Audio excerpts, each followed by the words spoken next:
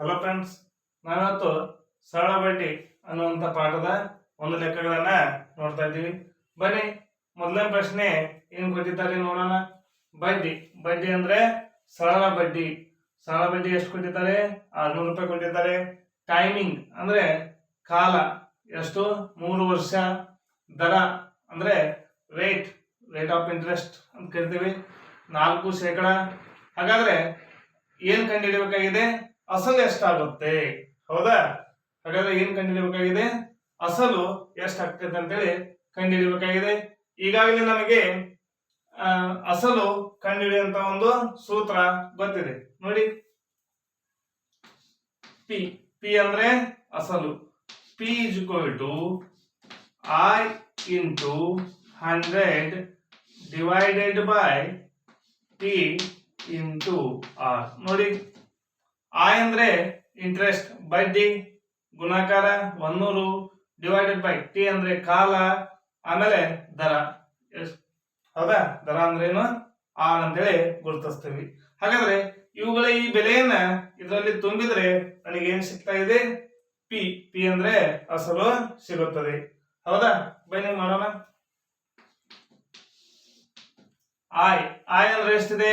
600 ಗುಣಾಕಾರ 100 ಇದೆ, 100.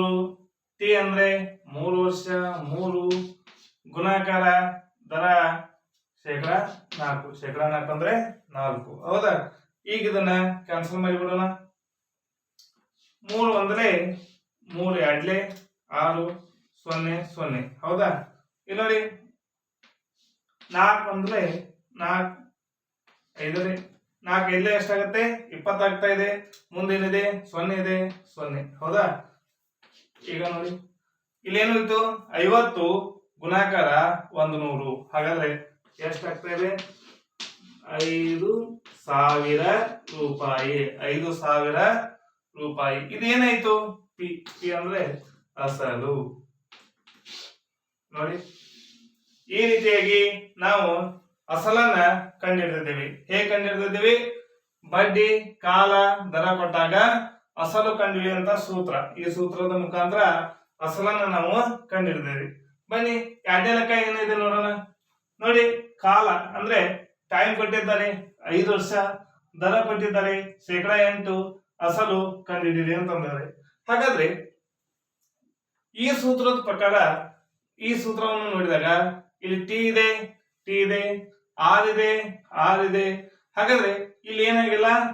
ಆಯ್ ಕೊಟ್ಟಿಲ್ಲ. ಆಯ್ ಅಂದ್ರೆ ಇಂಟ್ರೆಸ್ಟ್ ಬಡ್ಡಿಯನ್ನ ಕೊಟ್ಟಿಲ್ಲ. ಹಾಗಾದ್ರೆ ಇಂಥ ಸಂದರ್ಭದಲ್ಲಿ ನಾವು ಲೆಕ್ಕವನ್ನ ಹೇಗೆ ಮಾಡೋದು?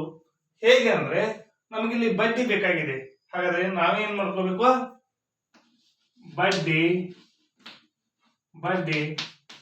100 ರೂಪಾಯಿ ಎಂದು ತಿಳಿ. ಅಂದ್ರೆ ನಾವೇನ್ ಮಾಡ್ಕೋಬೇಕು? ಈ ಬಡ್ಡಿಯನ್ನ ಕೊಟ್ಟಿಲ್ಲ ಅವರು, ನಾವೇನ್ ಮಾಡ್ಕೋಬೇಕು? 100 ರೂಪಾಯಿ ಬಡ್ಡಿ ಅಂತೇಳಿ ತಿಳ್ಕೊಂಡು ಈ ಲೆಕ್ಕವನ್ನ ಮಾಡಬೇಕು. ಹಾಗಾದ್ರೆ ಬಡ್ಡಿ ಸಿಕ್ತು, ದರ ಸಿಕ್ತು, ಕಾಲ ಸಿಕ್ತು. ಹಾಗಾದ್ರೆ ನಾವೇನ್ ಮಾಡೋಣ? ಅಸಲನ್ನ ಕಂಡುಹಿಡಿಯೋಣ. ಅಸಲು ಕಂಡುಹಿಡಿಯುವ ಸೂತ್ರವನ್ನು ಹಚ್ಚೋಣ. I into 100 divided by T into R. ಹೌದಾ? ನೋಡಿ, ಐ ಅಂದ್ರೆ ಎಷ್ಟು ಹೊಂದಿದ್ದೇವೆ? 100 ರೂಪಾಯಿ ಗುಣಾಕಾರ 100. ಹೌದಾ? ನೆಕ್ಸ್ಟ್ ಬರ್ತಾ ಇದೆ ಟಿ. ಟಿ ಅಂದ್ರೆ ಕಾಲ. ಎಷ್ಟಾಯ್ತು? 5 ವರ್ಷ.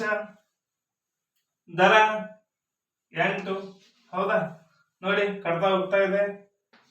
5 ಒಂದಲೇ 5 20 ಕಟ್ತಾ ಹೋಗ್ತಾ ಇದೆ. ನೋಡಿ, ಇಲ್ಲ ನೋಡಿ, 4 ಎರಡ್ಲೆ 8, 4 25. ಹಾಗಾಗಿ ಇಲ್ಲಿ ಎಷ್ಟು ಹೋಯ್ತು? 2 ಹೋಯ್ತು. ಇಲ್ಲಿ 20 ಇದೆ ನೋಡಿ, 2 ಒಂದಲೇ 2 10. ಹಾಗಾದ್ರೆ ಇಲ್ಲಿ ಏನು ಉಳಿಲಿಲ್ಲ, 1 ಮಾತ್ರ ಉಳಿದಿದೆ. ಇಲ್ಲಿ 10 ಇದೆ ಗುಣಾಕಾರ, ಇದು 25. ಹಾಗಾದ್ರೆ 25 10 ಎಷ್ಟು? 250 ರೂಪಾಯಿ. ಪಿ ಅಂದ್ರೇನು? ಅಸಲು.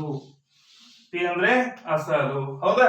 ಅಂದ್ರೆ ಯಾವ ರೀತಿಯಾಗಿ ಬಡ್ಡಿ, ಕಾಲ, ದರ ಕೊಟ್ಟಾಗ ನಾವು ಯಾವ ರೀತಿ ಅಸಲನ್ನ ಕಂಡಿಡ್ತೀವಿ, ಅದೇ ರೀತಿಯಾಗಿ ಯಾವ ರೀತಿ ಬಡ್ಡಿಯನ್ನ ಕೊಡದೇ ಇದ್ದಾಗ ನಾವು ಬಡ್ಡಿಯನ್ನ 100 ರೂಪಾಯಿ ಅಂತ ತಿಳ್ಕೊಂಡು ನಾವೇನ್ ಮಾಡ್ಬೇಕು, ಅಸಲನ್ನ ಈ ರೀತಿಯಾಗಿ ಕಂಡಿಡ್ಕೋಬೇಕು. ಹಾಗಾದ್ರೆ ಇಲ್ಲಿ ಮುಖ್ಯವಾಗಿ ನಾವು ಏನ್ ಮಾಡ್ಕೋಬೇಕು, ಈ ಒಂದು ಸೂತ್ರದ ಮುಖಾಂತರ ಈ ಲೆಕ್ಕವನ್ನ ಬಿಡಿಸೋದನ್ನ ಕಲ್ಕೋಬೇಕು. ಓಕೆ ಫ್ರೆಂಡ್ಸ್, ಈ ವಿಡಿಯೋ ನಿಮ್ಗೆ ಇಷ್ಟ ಆದ್ರೆ ಲೈಕ್ ಮಾಡಿ, ಶೇರ್ ಮಾಡಿ. Thank you.